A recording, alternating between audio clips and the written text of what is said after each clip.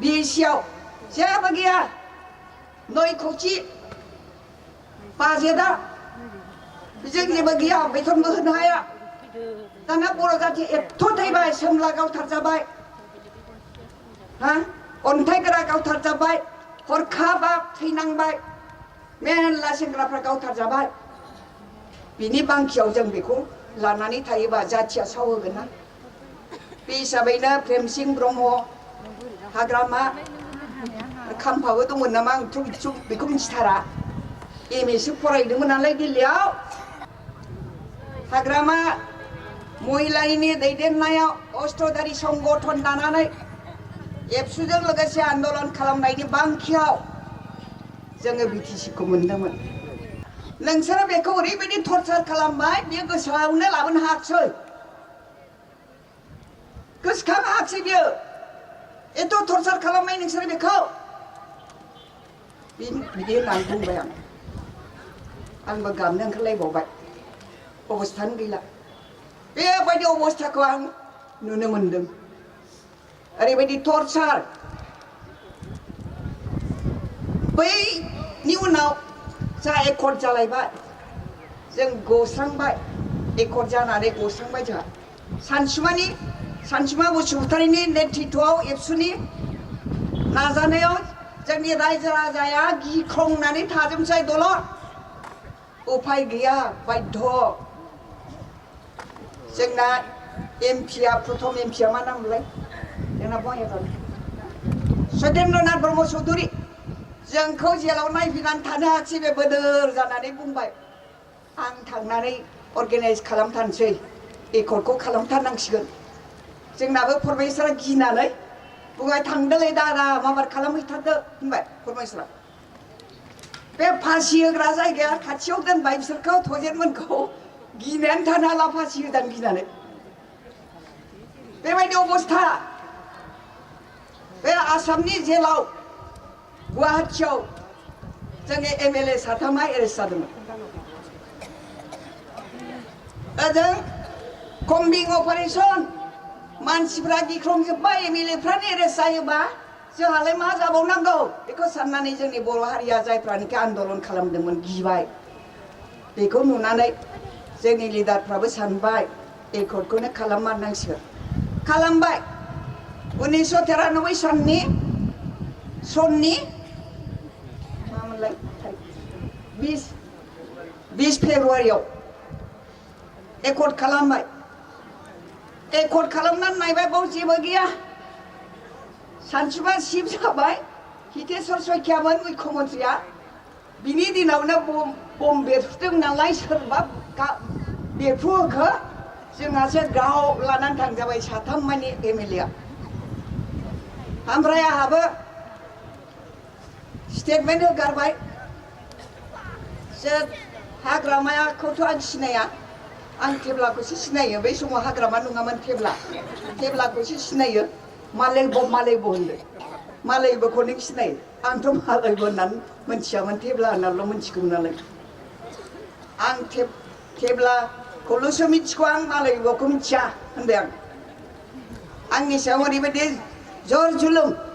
statement लानो थाखाय आंखौ एकदम 12 घन्टा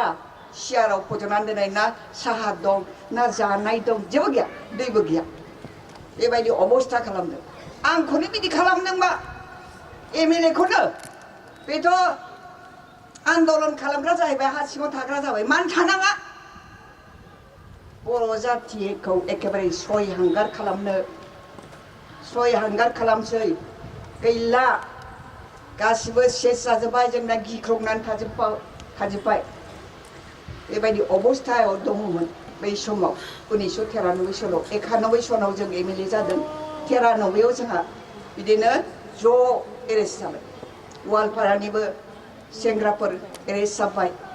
भरत डाक्टारा एरेस्ट जाबाय बेबायदि दानिया आरोबाव ओंखारलायबाय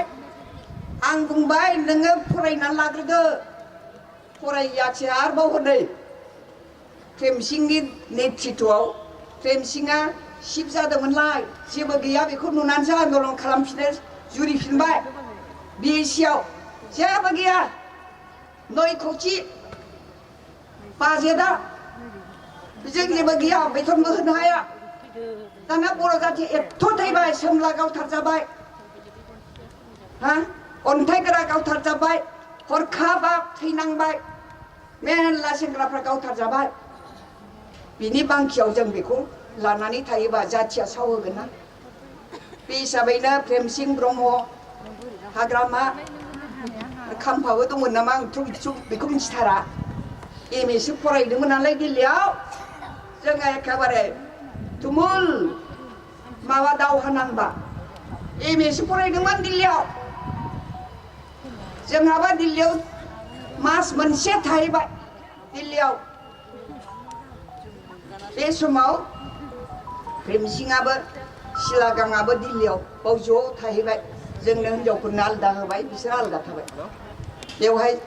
माने कनसाल्ट जालायबाय थाबाय कम्बिं अपारेशन खालामनायखौ लानानै सिन्था जाबाय जोंहा न'आव फैनांगौ जाहैबाय फैबाय नङाबा जाथिया गिख्रंजोब्बाय बेफोरखौ नुनानै फैनायसै फैनानै आन्दलना उनाव लासैनो बे प्रेमसिं ब्रह्म हाग्रामा बिसोरनि दैदेननायाव आरोबाव एखेबारे अरखिंब्रलायनाय आन्दलना जाफिननायसै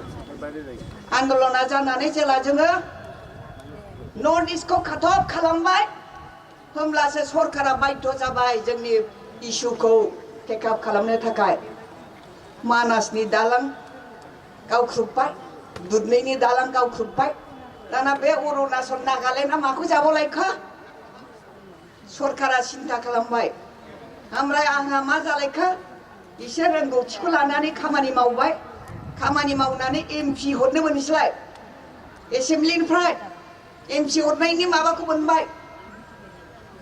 एकदम एमपि बानायसै रायजो सभानि दाना बिजेपि